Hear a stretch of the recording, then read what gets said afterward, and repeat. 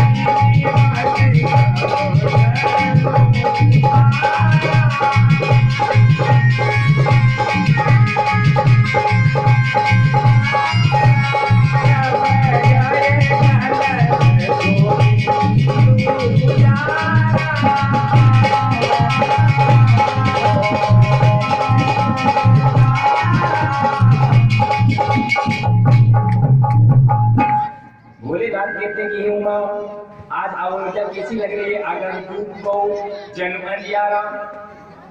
अयोध्या के जो लोग थे महाराज, उन्होंने मन में विचार किया कि हमारे चक्रवर्ती जी जो महाराज है, उनके छोटे पत्नी पुत्र की प्राप्ति हुई है, और किसके द्वारा हुई है, हवन के द्वारा हुई है। इसलिए सब लोग मिलकर के महाराज अपने अपने घर में क्या करने लगे, अगर जन्म अंधियारी, हवन करने लगे, धूपबत्ती जलाने लगे, और क्या करने लगे, अबीर गुलाल उड़ाने लगे। जब अबीर गुलाल उड़ी महाराज, तो एक परत अब अवध के ऊपर एक परत बन गई महाराज। ऐसे लगने लगा कैसे, जैसे दिन में अंधेरा हो गया हो, जैसे दिन में ही रात्रि का प्रवेश हो गया हो। क्या हो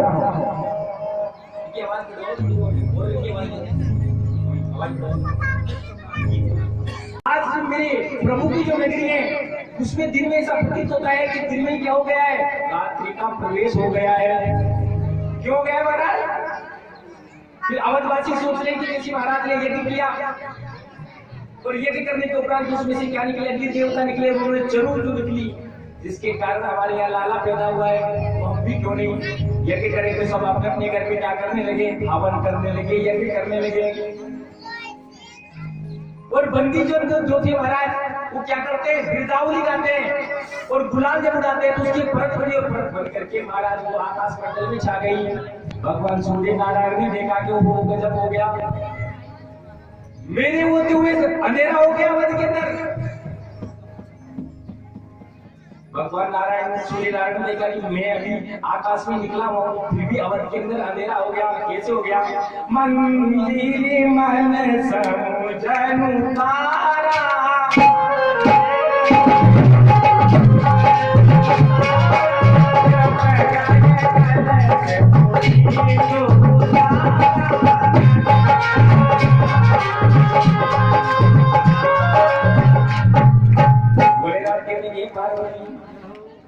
रात्रि का आगमन कैसे हुआ, रात्रि में तारे निकलते हैं क्या, वो दिन में तारे निकल आए। तो बोले रात कहते कि हे पार्वती, मंदिर मन समुद्र तारा। अवध के अंदर जितने भी मंदिर थे, भगवान के जितने भी मंदिर बने हुए थे, उनके ऊपर गुम्बद के ऊपर जो लाइट लगी हुई थी महाराज, वो तारों के समान चमकने लगी। और अवध के अंदर सैकड़ों मंदिर थी महाराज। ऐसा लगता था जैसे रात्रि हो गई है, वो तारे चमकने लगे। आगे भोलेनाथ कहते हैं कलश इंदु उजाला। वो चक्रवर्ती जी के महल में जो बहुत बड़ा गुम्बद लगा हुआ था महाराज, ऐसा आज ऐसा प्रतीत होता है जैसे चंद्रमा है। तो बाबा कहते कि हे मां,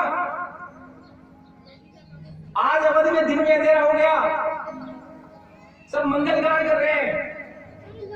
तो सूर्य नारायण भगवान ब्रह्मा के पास गए और जाकर के कहा कि ब्रह्मदेव, मुझे एक दिन की छुट्टी दे दीजिए। ब्रह्मदेव ने कहा कि हे सूर्य नारायण भगवान, आपको छुट्टी नहीं मिल सकती। तो सूर्यदेव कहने लगे, प्रभु रविवार की छुट्टी तो सबको ही मिलती है, मुझे भी आज एक दिन की छुट्टी दे दीजिए।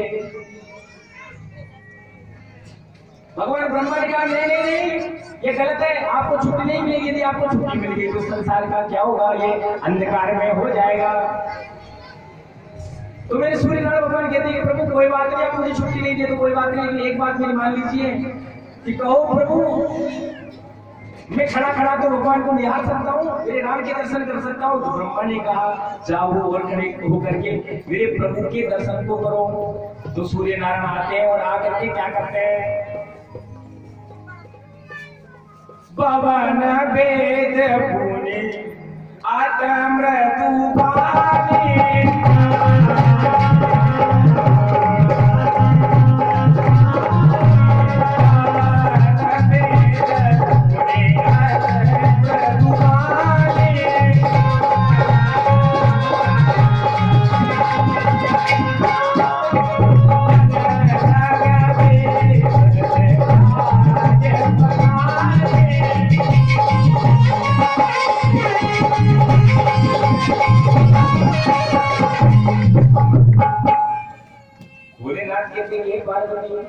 उसका वर्णन नहीं किया जा सकता।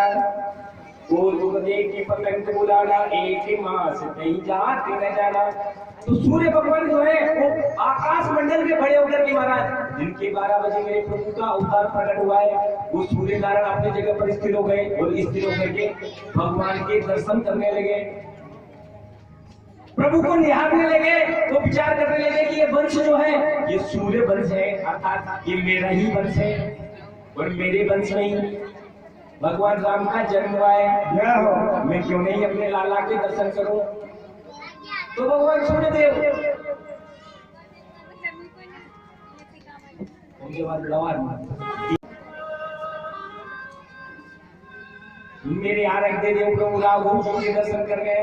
जब वो दर्शन कर रहे तो चंद्रमा को ईर्षा हुई, चंद्रदेव को ईर्षा हुए, वो कहाँ गए, भगवान ब्रह्मा के पास गए और जाकर के कहा कि ब्रह्मदेव मैं भी राघव के दर्शन करना चाहता हूँ। तो ब्रह्मा जी ने कहा कि चंद्रदेव क्या समस्या है, जाओ दर्शन करो। तो चंद्रदेव कहते हैं प्रभु दर्शन तो करूंगा लेकिन कैसे करूंगा, क्या दिन में कभी चंद्रमा आता है क्या, नहीं आता। तो फिर प्रभु जब तक सूर्य देव जाएंगे नहीं और रात्रि नहीं होगी तो मैं कैसे आऊंगा। सूर्य देव को एक जगह स्थिर होकर के प्रभु के दर्शन कर रहे हैं।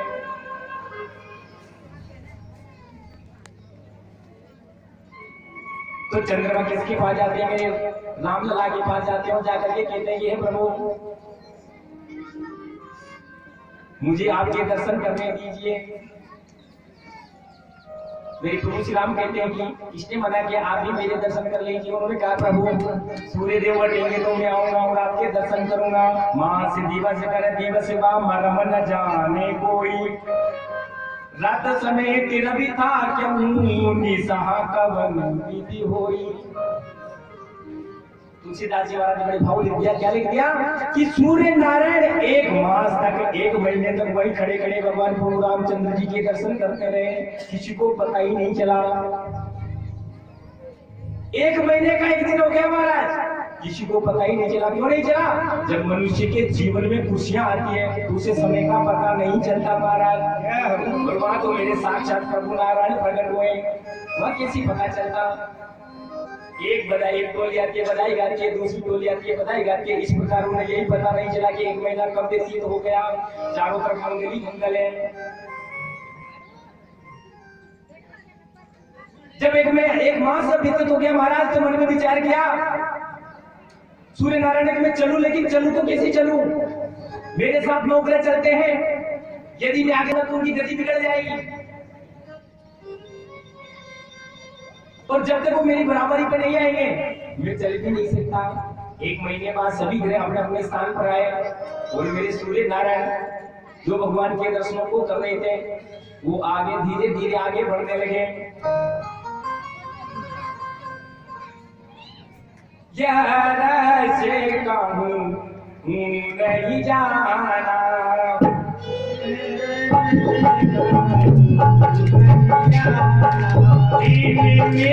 चला खबर क्यों जाना,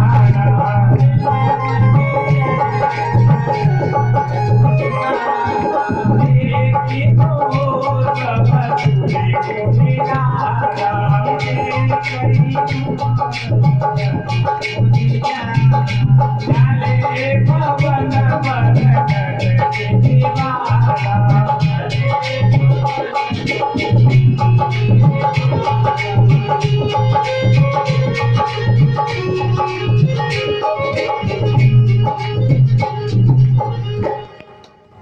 प्रभु कहते इस ऋषि को किसी को पता नहीं चला और एक मास बीत गया। देखी मोर सौ सुर मुनि लागा चले पवन पर नटे निजी बागा। और सुर कहे तो देवता और मुनि कहे तो संत, सभी ने बड़े भाव के साथ में भगवान का दर्शन किया। तो एक मास जब कितना तो अपने अपने घर को ले चल दिए। वो चंद्रमा भगवान से कह रहा है कि प्रभु कभी मुझे भी दर्शन करने दीजिए आपके मुखमंडल का। तो मेरे राघव कहते कि हे चंद्रदेव जाओ, मैं तुम्हें बता देता हूं। द्वापर युग जब आएगा और द्वापर युग में चंद्रवंश में मेरा अवतार होगा, कृष्ण के रूप में मेरा अवतार होगा। जब तुम मुझे जी भर के देखेगा, बोले बाल कृष्ण लाल की जय हो।